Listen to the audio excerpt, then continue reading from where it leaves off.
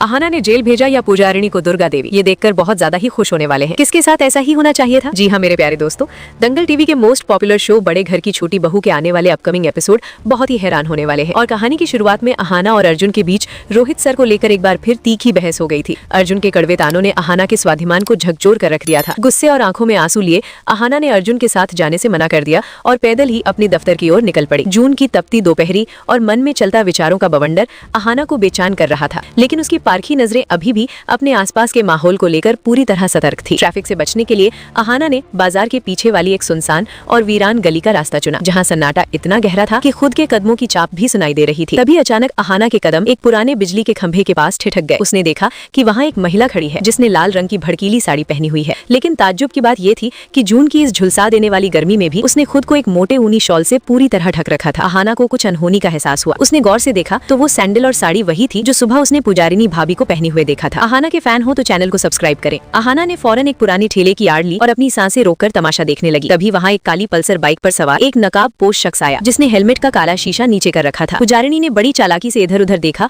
और अपनी शॉल के भीतर से एक लिफाफा, कुछ मेमोरी कार्ड्स और एक छोटी सी पेन ड्राइव निकालकर उस आदमी को थमा दी। वो आदमी भारी आवाज में बोला कि क्या सारा डेटा सुरक्षित है और क्या बड़े घर के सरकारी प्रोजेक्ट्स के पासवर्ड मिल गए हैं। इसके जवाब में पुजारिनी ने जो कहा उसने अहाना के होश उड़ा दिए। वो पुजारिनी जो घर में सिर्फ टूटी फूटी भोजपुरी बोलती थी, वो अब एकदम साफ और सधी हुई हिंदी में कह रही थी कि इसमें पोल्टू के ऑफिस का लॉगिन और घर की तिजोरी के कोड्स है। पूरा सिस्टम हैक करने में बस 2 दिन और लगेंगे। अहाना का खून खौल उठा। उसे लगा कि उसकी भाभी घर के गहने और पैसे किसी को दे रही है। जैसे ही वो आदमी बाइक स्टार्ट करके भागा, अहाना एक शेरनी की तरह झपट कर पुजारिनी के सामने आ खड़ी हुई। अहाना ने कड़कती आवाज में उसका सच जानना चाहा, लेकिन शातिर पुजारिनी ने पल भर में अपनी हार को जीत में बदलने के लिए भावनाओं का खेल शुरू कर दिया। वो अहाना के पैरों में गिरकर घड़ियाली आंसू बहाने लगी और एक झूठी कहानी गढ़ दी कि वो आदमी उसका पुराना प्रेमी है जो उसे कुछ निजी तस्वीरों के नाम पर ब्लैकमेल कर रहा है। अहाना एक पल के लिए उसकी बातों में आ गई और चेतावनी देकर वहां से चली गई, लेकिन उसके मन का संदेह अभी मिटा नहीं था। जब अहाना अपने दफ्तर पहुंची और रोहित सर को पूरी आपबीती सुनाई तो रोहित सर के चेहरे पर चिंता की लकीरें उभर आईं। उन्होंने अहाना को साइबर युग और स्लीपर सेल्स के बारे में जो बताया,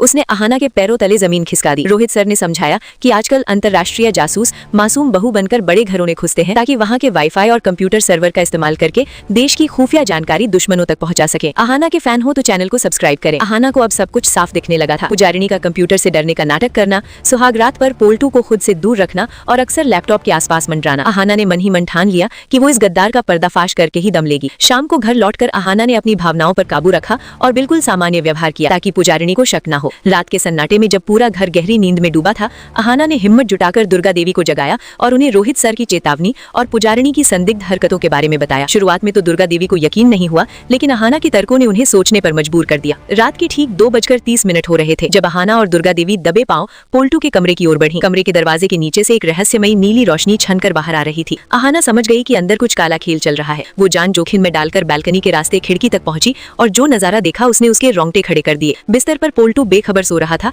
लेकिन वो तथाकथित अनपढ़ पुजारिनी आंखों पर हाईटेक चश्मा लगाए गोद में लैपटॉप रखे बड़ी तेजी से कोडिंग कर रही थी। स्क्रीन पर कॉन्फिडेंशियल डेटा अपलोड 90% का संदेश चमक रहा था। अहाना के फैन हो तो चैनल को सब्सक्राइब करें। अहाना ने बिना देरी किए अपने मोबाइल से इस पूरी काली करतूत का वीडियो रिकॉर्ड कर लिया। अब सबूत पक्का था। दुर्गा देवी ने अपनी लाठी से दरवाजे पर जोरदार प्रहार किया जिससे पूरा घर गूंज उठा। दरवाजा खुलते ही अहाना ने